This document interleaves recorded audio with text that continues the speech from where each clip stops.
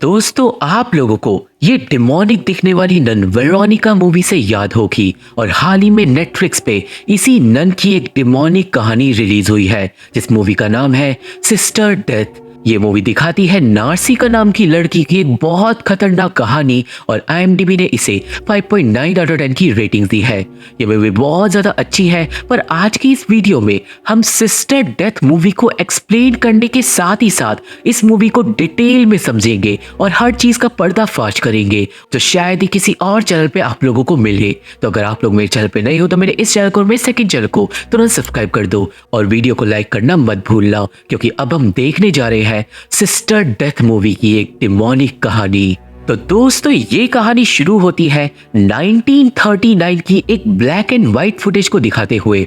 वो फुटेज असल में सिस्टर नार्सिका के बचपन की थी जब नार्सिका को कुछ होने लगा था। सिस्टर नार्सिका अजीब बातें बड़बड़ाने लगी थी और वो एक छोटे से गांव में रहती थी। वो आसमान में प्रे करते हुए अपने हाथ में क्रॉस पकड़कर रखती थी। कई बार वो सूरज के सामने क्रॉस बन के बैठ जाती थी और धीरे धीरे पूरे गांव में बात फैल गई कि नार्सिका नाम की एक लड़की चमत्कार कर रही है, क्योंकि दोस्तों नार्सिका को आसमान में वर्जिन मैरी दिखाई दे रही थी। अब हमें ये क्लियरली नहीं बताया गया कि वर्जिन मैरी थी या फिर नहीं, पर मूवी में आगे हम कुछ न्यूज़पेपर की कटिंग्स में देखते हैं जहां पे हेडलाइंस में यही लिखा हुआ था। दोस्तों इतना ही नहीं, ये जो मूवी में प्लॉट लिया गया है ये रियल कहानी से इंस्पायर्ड है, क्योंकि फ्रांस में मरी बर्नार्ड सुपीरियस नाम की एक 14 साल की लड़की को वर्जिन मैरी दिखाई दी थी और उसका केस भी वैसा सही है जैसा आपने मूवी में अभी अभी देखा। खैर अब यहाँ से इस मूवी के 3 अलग चैप्टर्स हमें दिखाए जाएंगे और पहले चैप्टर का नाम है दी होली ग्रेल। इस चैप्टर की शुरुआत में हम देखते हैं सिस्टर नार्सिका को जो अपने चमत्कार के 10 साल बाद 1949 में एक कॉन्वेंट में रहने के लिए आती है टीचर बनके सिस्टर इनेस नाम की एक नन के घर जाने के बाद। सिस्टर नार्सिका अभी पूरी तरीके से नन नहीं बनी थी और कन्वेंट पहुंच के सिस्टर नार्सिका मिलती है सिस्टर जूलिया से। वो दोनों देख रहे थे दीवार पे गोलियों के बने हुए निशानों को और ये निशान युद्ध के टाइम से थे जो असल में 13 साल पहले हुआ था 1936 में। अब दोस्तों सिस्टर जूलिया और कॉन्वेंट की मदर सुपीरियर सिर्फ यही 2 नन्स हैं जो युद्ध के बाद से कॉन्वेंट में रह रही थी और बाकी नन्स कॉन्वेंट को छोड़ चुकी थी और जो नई नन्स आई है उन्हें सिस्टर नार्सिका की तरह ही बुलाया गया था। कॉन्वेंट में ऑब्वियसली बहुत सारी लड़कियां रहती थी जो काम वगैरह में भी हाथ बटाती थी और एक तरीके से ये उनका स्कूल था। सिस्टर नार्सिका पूरे कॉन्वेंट में घूमने के बाद एक जगह खड़ी हुई थी जब उसके पास रोल करके आता है एक मार्बल। वो मार्बल को उठाती है और फिर उसे कुछ आवाजें भी सुनाई देती है, पर आसपास कोई भी नहीं था। जिसके बाद वो मदर सुपीरियर से मिलती है और मदर सुपीरियर सिस्टर नार्सिका को देखकर हद से ज्यादा खुश थी। मदर सुपीरियर ने नार्सिका के चमत्कार वाले न्यूज़पेपर को फ्रेम करवा रखा था, पर नार्सिका अपने उस चमत्कार से ज्यादा अटैच नहीं थी। उसे तो याद ही नहीं था ढंग से कि उसने वर्जिन मैरी को देखा भी है या फिर नहीं। खैर नार्सिका को मदर सुपीरियर बोलती है शपथ लेने के लिए, जिसके बाद नार्सिका एक प्रॉपर नन बन जाएगी। पर नार्सिका थोड़ा घबराती है, पर क्यों यह हमें आगे पता चलेगा। सब कुछ होने के बाद नार्सिका अपने रूम में सेटल होती है, पर पहली ही रात उसे मिल जाती है एक मिस्ट्री। नार्सिका को अपने क्लोजेट के ऊपर मिलता है एक बॉक्स और उस बॉक्स के अंदर एक कैंची थी, कुछ पुरानी चीजें थी, सिस्टर इनेस नाम की जो नन थी उसके कुछ लेटर्स थे और सिस्टर सॉक्रो नाम की एक नन की लाश की फोटो थी। अब दोस्तों जैसे ही नार्सिका सॉक्रो का नाम लेती है सामने रखी कुर्सी गिर जाती है। दरवाजा कोई पीटने लगता है, पर बाहर नार्सिका को कोई भी नहीं मिलता सिवाय एक अजीब ड्राइंग के। दोस्तों उस ड्राइंग में एक आदमी को लटका रखा था, पर उसके हाथ पैर नहीं थे। हम लोग अब इस ड्राइंग को बार बार इस मूवी में देखेंगे और इस ड्राइंग को हम लोग बोलेंगे हैंग्ड मैन। खैर अब नेक्स्ट डे चर्च में प्रेयर के बाद सिस्टर नार्सिका जाती है कन्फेशन चैम्बर में, जहां पर वो कन्फेसर से बोलती है कि उसे नहीं पता कि उसे नन बनना चाहिए या फिर नहीं। यहाँ पे कन्फेसर की आवाज काफी भारी थी और ऐसा लग रहा था कि वो डिमोनिक है। कन्फेसर सिस्टर नार्सिका को कोई सेटिस्फैक्टरी आंसर भी नहीं दे पाता, पर जो नार्सिका थी वो घबरा रही थी, क्योंकि उसे यकीन नहीं था कि उसने बचपन में वर्जिन मैरी को आसमान में देखा था या फिर उसने बस बचपन में झूठी कहानियों पे यकीन कर लिया था। और दोस्तों, जो कन्फेसर था वो बस बार बार नार्सिका को भगवान पे यकीन रखने के लिए बोल रहा था। खैर, इसके बाद नार्सिका जाती है बच्चों को पढ़ाने, और इन बच्चों में हम लोग फोकस करेंगे रोजा नाम की एक लड़की पे। नार्सिका जब बोर्ड पे अपना नाम लिखती है तो सारे बच्चे डिमोनिक तरीके से फुसफुसाने लगते हैं। इतना ही नहीं, इस सब से रोजा हद से ज्यादा डर जाती है और सारे के सारे बच्चे ऐसी बातें कर रहे थे जैसे उन्होंने भूत देख लिया हो। रोजा इतना ज्यादा डर गई थी कि वो टॉयलेट ही कर देती है और नार्सिका रोजा को और उसकी छोटी बहन को क्लास से बाहर भेज देती है। अब क्लास के बाद नार्सिका फिर से मिलती है मदर सुपीरियर से, जहां पे आज उसे देखने को मिलती है एक फोटो एल्बम जिसमें चर्च की हिस्ट्री वाली फोटोज थी। फोटो में नार्सिका देखती है सिस्टर इनेस को, और फिर उन नन की फोटोज भी वहां पे थी जो मर चुकी है, पर एक फोटो एल्बम से गायब थी। और नार्सिका अच्छे से जानती थी कि वो फोटो जो गायब है वो है सिस्टर सॉक्रो की। अपने कमरे में जाकर जब नार्सिका सॉक्रो की फोटो देखते हुए उसका नाम लेती है तो फिर से कुर्सी गिर जाती है, और अब नार्सिका समझ रही थी कि इधर कुछ तो गड़बड़ है। दरवाजा फिर से पिटने लगता है, और जब नार्सिका कान लगाकर सुनती है तो उसे सुनाई देती है एक छोटी लड़की की चिल्लाने की आवाज, जो अपनी माँ को चिल्ला चिल्ला कर बुला रही थी। पर दरवाजा खोलने पे बाहर कोई भी नहीं था। एक बार फिर से नार्सिका को जमीन पे दिखता है एक मार्बल जो अपने आप चलने लगता है। नार्सिका मार्बल को फॉलो करती है और पहुंच जाती है बेसमेंट में, जहां पर एक कपड़े के अंदर लिपटा हुआ उसे मिलता है the holy hand of saint कार्टा। दोस्तों, ये सेंट कार्टा का हाथ इस कॉन्वेंट का एक होली रेलिक था जो 13 साल से गायब था युद्ध के टाइम से, और उस हाथ को सही सलामत देख के जूलिया और मदर सुपीरियर चौंके हुए थे।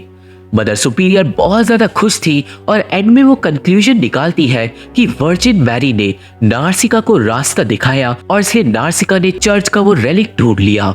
मदर सुपीरियर नार्सिका के चमत्कार पे पूरा यकीन कर रही थी, पर सिस्टर जूलिया को चमत्कार पे यकीन नहीं था। अब यहाँ से शुरू होता है चैप्टर 2, जिसका नाम है अगर उसने तुम्हारा नाम लिख दिया तो तुम श्रापित हो जाओगे। खैर, ये चैप्टर शुरू होता है नार्सिका को दिखाते हुए जो एक नन से मिलती है।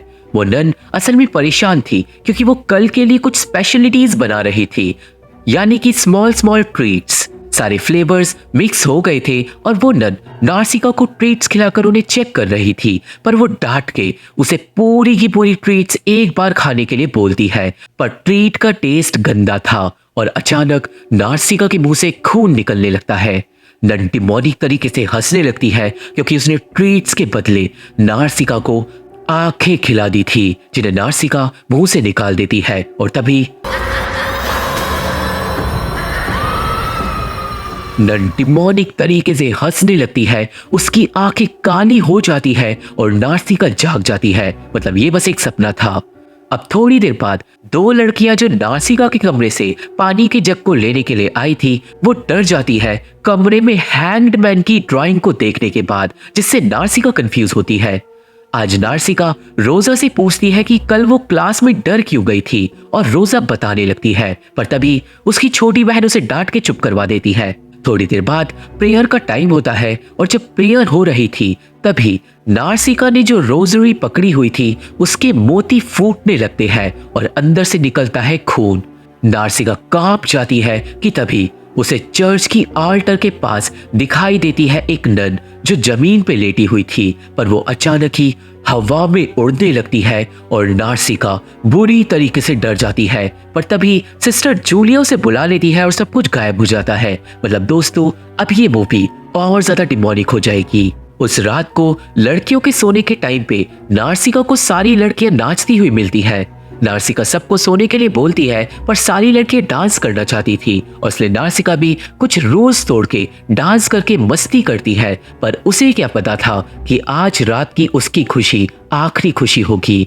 खैर, सबके सोने के बाद रोजा अपनी एक दोस्त को बाथरूम ले जाती है आधी रात में। पर वहीं दूसरी तरफ हम लोग नार्सिका को देखते हैं जो खुद को कोड़ों से मार रही थी, क्योंकि दोस्तों वो चाहती थी कि वर्जिन मैरी उसे कोई साइन दे जिससे नार्सिका को यकीन हो जाए कि उसे बचपन में वर्जिन मैरी दिखी थी, कोई और चीज नहीं।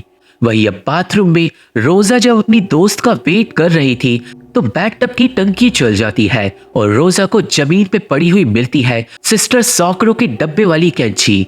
खैर, तभी उसकी दोस्त आ जाती है वहां पे और वो दोनों वहां से जा ही रहे थे कि तभी बाथटब में पानी डिमोनिक तरीके से हिलने लगता है। पानी के अंदर बाल आ जाते हैं जो नाली में अटक गए थे और दूसरी तरफ नार्सिका को अपने कमरे में रोने की आवाज आ रही थी।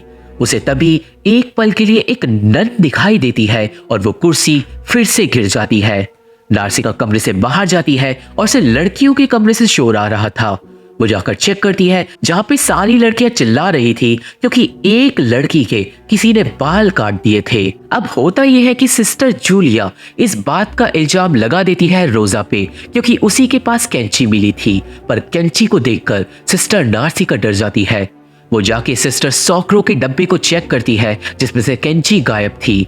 नार्सिका समझ जाती है कि कॉन्वेंट की मिस्ट्री सिस्टर सॉकरो से जुड़ी हुई है और अब अगले दिन वो इस बात के ऊपर करती है इन्वेस्टिगेशन।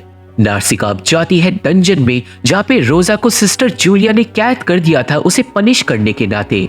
नार्सिका यहाँ पे रोजा को बोलती है कि उसे यकीन है कि उसने कल किसी के बाल नहीं काटे थे, पर नार्सिका अब रोजा से पूछती है इस कॉन्वेंट के बारे में। रोजा नार्सिका को बताती है कि कॉन्वेंट की सारी लड़कियों को यकीन है कि ये जगह हॉन्टेड है और यहाँ रहती है एक छोटी लड़की की आत्मा।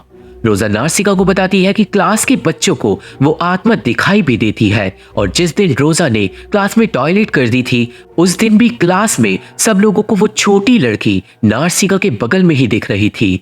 इतना ही नहीं, वो छोटी लड़की पूरे कॉन्वेंट में हर जगह हैंग्ड मैन की ड्राइंग्स बनाती है, पर अगर कोई उसकी ड्राइंग्स को पूरा कर देता है तो वो लड़की उसे श्राप देती है।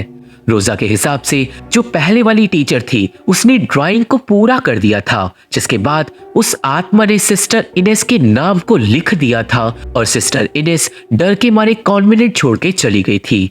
सीधी सीधी बात थी, अगर उस आत्मा ने किसी का नाम लिख दिया तो वो श्रापित हो जाएगा। अब दोस्तों यहाँ पे मैं बताना चाहूंगा कि जो सिस्टर इनेस की कहानी है वो बिल्कुल भी एक्सप्लेनेबल नहीं है। इस मूवी में हमें पता नहीं चलता कि सिस्टर इनेस ने इस कॉन्वेंट को छोड़ा भी था या फिर वो मारी गई थी, पर एक पॉसिबिलिटी है कि सिस्टर इनेस मर चुकी है पर उसकी मौत की खबर किसी को भी नहीं है, और अगर किसी को है तो वो शायद बता नहीं रहा। इस बारे में नार्सिका मदर सुपीरियर से भी बात करती है, पर मदर सुपीरियर नार्सिका को बच्चों की कहानियों में ध्यान देने से मना करती है। खैर, अब जब नार्सिका अकेली थी और वो शपथ लेने की प्रैक्टिस कर रही थी तभी एक काली शक्ति उसे आकर जकड़ लेती है। नार्सिका के कपड़े टाइट हो जाते हैं, उसे सांस आना बंद हो जाता है और वो शक्ति उसको पूरी तरीके से मरोड़ कर रख देती है। नार्सिका बुरी तरीके से चिल्लाती है पर तभी वो जाग जाती है। मतलब ये भी बस एक सपना था, पर अब उसे अपने सामने दीवार पे दिखाई देती है हैंग्ड मैन की ड्राइंग। अब उस दिन क्लास में सिस्टर नार्सिका बच्चों को पढ़ा रही थी चंद्र और सूर्य ग्रहण के बारे में और कैसे उस चीज को डायरेक्ट देखने से आंखें खराब हो सकती है, और हम लोग जानते हैं कि ये ग्रहण वाला कॉन्सेप्ट वेरोनिका मूवी से आया है। खैर, क्लास के बीच में रोजा डर के भाग जाती है क्योंकि अचानक ही बोर्ड पे किसी ने रोजा का नाम बार बार लिख दिया था। नार्सिका रोजा के पीछे जाती है और रोजा को अब लग रहा था कि वो भी अब श्रापित है, पर नार्सिका बोलती है कि अगर वो आत्मा सच में है तो मैं भी उसे देखना चाहती हूँ। एंड में कंक्लूजन ये निकलता है कि रोजा और नार्सिका के कमरे में बनी हुई हैंगमैन की ड्राइंग को पूरा कर देते हैं ताकि सिस्टर इनेस की तरह उस छोटी लड़की की आत्मा को नार्सिका भी देख पाए। अब ड्राइंग पूरा करने के बाद भी कुछ नहीं होता। सिस्टर को कमरे में कुछ भी नहीं दिखाई देता और वो रोजा को भी डरने से मना करती है, पर तभी डिमोनिक कुर्सी गिर जाती है। रोजा बुरी तरीके से कांप रही थी क्योंकि रोजा को दिखाई दे रही थी एक आत्मा। रोजा ज्यादा इसलिए डर रही थी क्योंकि दोस्तों वो आत्मा उस छोटी लड़की की नहीं थी, वो किसी और की आत्मा थी जो नार्सिका के पीछे ही खड़ी थी, पर नार्सिका अभी भी कुछ नहीं देख पा रही थी। रोजा बताती है कि वो आत्मा सिस्टर नार्सिका को कुछ बताने की कोशिश कर रही है, पर नार्सिका को कुछ सुनाई नहीं देता और फिर अचानक ही रोजा कमरे से गायब हो जाती है। नार्सिका अब घबराते हुए पूरे कॉन्वेंट में रोजा को ढूंढती है, पर उसे रोजा कहीं नहीं मिलती। वो रोजा की छोटी बहन को भी इस काम पे लगा देती है, पर तभी सिस्टर जूलिया नार्सिका को डांट मारती है। नार्सिका जूलिया को समझाती है कि इस कॉन्वेंट में कुछ डिमोनिक हो रहा है, पर जूलिया उल्टा नार्सिका को बुरी तरीके से चिल्लाकर बोलती है कि उसे घर चले जाना चाहिए। इतना ही नहीं, वो नार्सिका को बोलती है कि उसने बचपन में वर्जिन मैरी को नहीं, शैतान को देखा होगा। खैर, जूलिया के हेट कमेंट से दूर भागते हुए नार्सिका पहुंचती है कन्फेशन रूम के पास, जिसके अंदर से रोजा के प्रेयर करने की आवाज आ रही थी। नार्सिका अब दूसरे कन्फेसर वाले चैम्बर के अंदर घुसकर रोजा से बात करती है, पर तभी दरवाजा बंद हो जाता है। नार्सिका अंदर ही फंस जाती है, पर अब नार्सिका को आती है कन्फेसर की डिमोनिक आवाज। कन्फेसर की बातों से ये साफ था कि नार्सिका ने कन्फेशन रूम में कन्फेसर से बात करी ही नहीं थी और ये कन्फेसर कोई और चीज है। कन्फेसर अब यहाँ पे बोलता है कि तुम्हें आंखों की जरूरत नहीं किसी चीज को देखने के लिए। और दोस्तों, आप लोग कन्फेसर की इस बात को याद रखना। खैर, तभी नार्सिका को चैम्बर की दूसरी तरफ दिखाई देने लगती है बहुत सारी डिमोनिक आंखें, और तभी दर्जनों डिमोनिक हाथ नार्सिका को चारों ओर से पकड़ लेते हैं। बड़ी मुश्किल से नार्सिका बच के बाहर भाग पाती है, पर बाहर निकलते ही नार्सिका को लगता है एक और सदमा, क्योंकि कन्फेशन चैम्बर में लटकी हुई थी रोजा की लाश, जिसे देखकर नार्सिका पूरी तरीके से चिल्लाती है। अब यहां से शुरू होता है चैप्टर 3, जिसका नाम है सिस्टर सॉकरो, और ये फाइनल डिमोनिक चैप्टर था। चैप्टर की शुरुआत में हम लोग रोजा के फ्यूनरल को देखते हैं, जो कॉन्वेंट में ही करा जा रहा था। सारे लोग रो रहे थे और सिस्टर नार्सिका सबसे ज्यादा दुखी थी, पर जले पे नमक छिड़कने के लिए आ जाती है सिस्टर जूलिया, जो इनडायरेक्टली बोलती है कि रोजा की मौत नार्सिका की वजह से हुई है और उसे घर चले जाना चाहिए। नार्सिका फ्यूनरल से चली जाती है, पर अब नार्सिका पूरी तरीके से टूट चुकी थी। वो अपना गुस्सा जाकर उस डिमोनिक कुर्सी पे निकालती है और फिर वो कन्वेंट छोड़कर जाने लगती है। अब तभी धूप जो आ रही थी वो अजीब तरीके से सितारों में चमकने लगती है। वो सितारे इसलिए चमक रहे थे क्योंकि सूर्य ग्रहण लग रहा था, जिससे सिस्टर नार्सिका को कुछ बाहर हो जाता है। उसे बिल्कुल वैसा ही फील होता है जैसे उसने बचपन में फील किया था। वो हाथ फैला के सूरज के सामने गिर जाती है और ग्रहण को नंगी आंखों से देखने लगती है, हंसने लगती है और उसके ऊपर एक बहुत ज्यादा दिव्य रोशनी गिरती है। ये सब देखने के बाद सिस्टर जूलिया नार्सिका को बचाने के लिए आती है, पर जूलिया के पकड़ने पे भी नार्सिका हिलती नहीं और उसकी आंखें धीरे धीरे अपना रंग खो देती है। और जब आंखें नहीं रहती तो सिस्टर नार्सिका को आता है पास्ट का एक विजन। अब दोस्तों, कंफ्यूजन ना क्रिएट करते हुए मैं क्लियर कर देता हूं कि सिस्टर नार्सिका को सच में वर्जिन मैरी दिखी थी। कहीं ना कहीं सिस्टर नार्सिका गॉड का एक माध्यम बन गई थी, ताकि वो डिमोनिक चीजों से हमारी दुनिया में लड़ सके।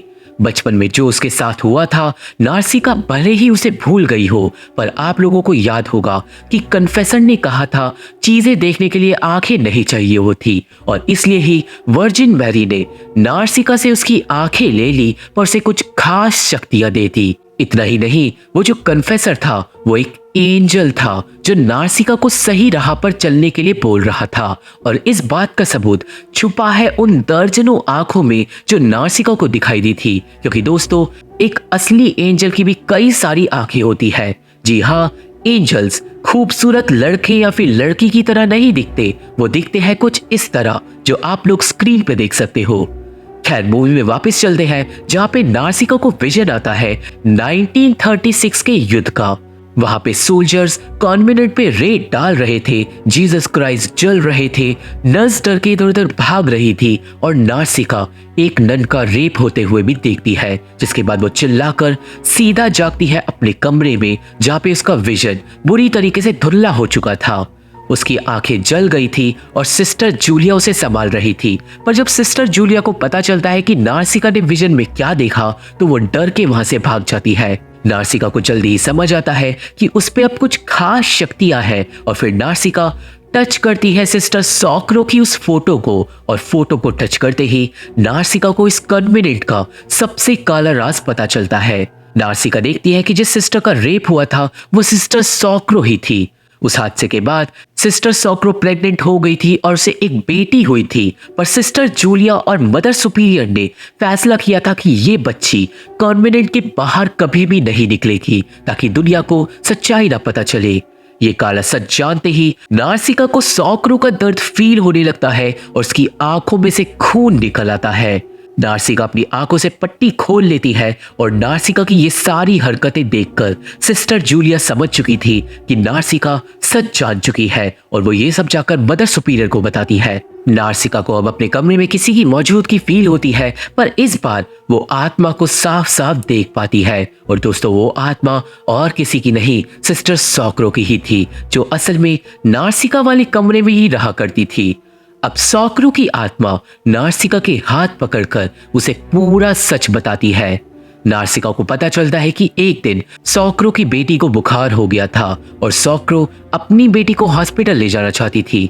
इसी वजह से सॉक्रो को उसके कमरे में बंद कर दिया गया था, क्योंकि उस बच्ची को बाहर नहीं निकलना था। पर बच्ची का बुखार उतारने के लिए मदर सुपीरियर और सिस्टर जूलिया उसे ठंडे पानी में नभा रहे थे, और वो बच्ची नहाना नहीं चाहती थी और उसे बस अपनी मम्मी के पास जाना था।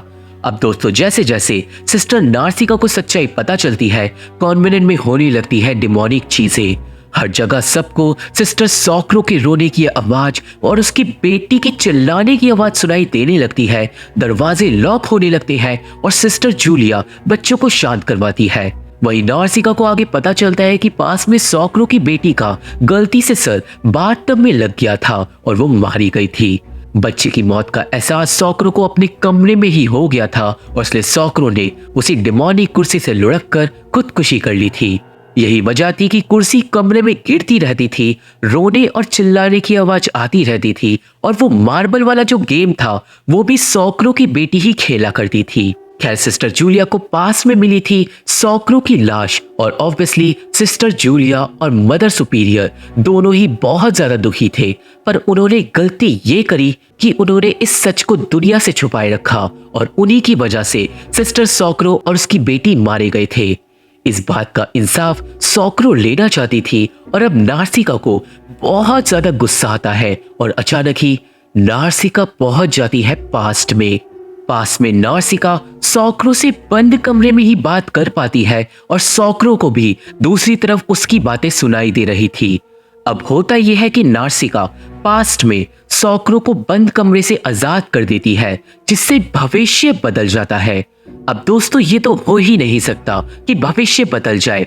तो होता यह है कि पास्ट और प्रेजेंट और फ्यूचर आपस में मिल जाते हैं। पास में ऑब्वियसली सिस्टर सॉक्रो फंदे पे ही जाग जाती है, क्योंकि उसे नार्सिका ने बचा लिया था। पर क्योंकि सॉक्रो ऑलरेडी मर चुकी थी और मरा हुआ इंसान जिंदा नहीं हो सकता, तो मैं यहाँ पे ये कह सकता हूँ कि सिस्टर नार्सिका की शक्तियों से सिस्टर सॉक्रो की आत्मा को अपना बदला लेने का एक मौका मिल गया। अब जब हमारी दुनिया और भूतों की दुनिया आपस में मिलेगी, तो कुछ ना कुछ टाइम में फेरबदल यहाँ पे हो रही है, जिसे हम एक मिरेकल कह सकते हैं, जो सिस्टर नार्सिका की शक्तियों से हुआ है। यहाँ पे कोई भी साइंस फिक्शन वाली थ्योरी नहीं है।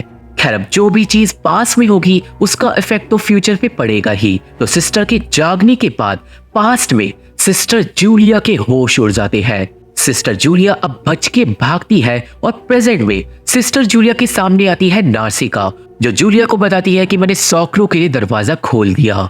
सिस्टर जूलिया अब प्रेजेंट में भी बच के भागती है, पर पास्ट और प्रेजेंट दोनों में ही जूलिया का पीछा करती है डिमोनिक सॉक्रो। जूलिया को हर तरफ सॉक्रो दिख रही थी, और अब भागते भागते जूलिया पास्ट और प्रेजेंट दोनों में ही पहुंच जाती है बेसमेंट में। वहां पे बहुत सारे स्टैचूज थे जो हिलने लगते हैं। जूलिया स्टैचू से डरती है, और पास में जूलिया का गाल एक ब्लेड से कट जाता है, और same to same cut present में भी जूलिया के गाल पे आ जाता है।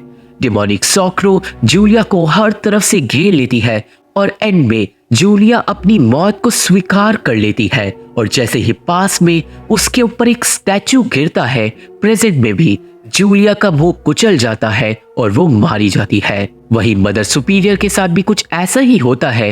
पास में मदर सुपीरियर बाथटब के पास दुख मना रही थी जब बच्ची की लाश बाथटब से गायब हो जाती है और मदर सुपीरियर को पकड़ लेती है डेमोनिक सॉक्रो।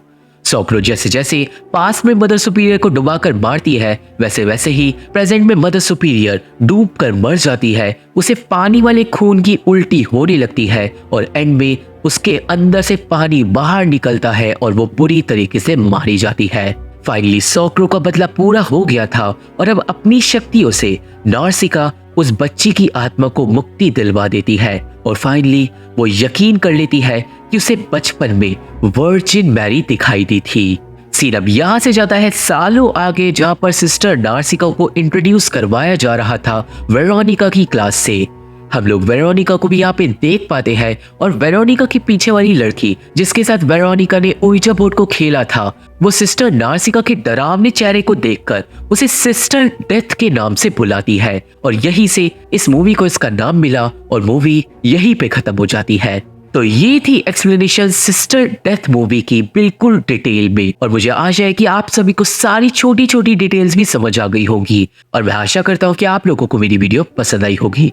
ये मूवी देखनी है तो मेरा टेलीग्राम चैनल ज्वाइन करना होगा, मेरे फेसबुक पेज का लिंक और बाकी social media link description box में मौजूद है। तो अगर आप लोग मुझसे जुड़ना चाहते हो और मेरे से बात करना चाहते हो तो आप लोग मेरे को वहां पे फॉलो जरूर कर सकते हो। वीडियो पसंद आएगी तो मेरे इस चैनल को और मेरे सेकंड चैनल को जब सेम वीडियो इंग्लिश में मौजूद है तुरंत सब्सक्राइब कर दो, क्योंकि अब मैं आप लोगों से मिलूंगा अपनी अगली वीडियो में। तब तक के लिए थैंक यू, बाय।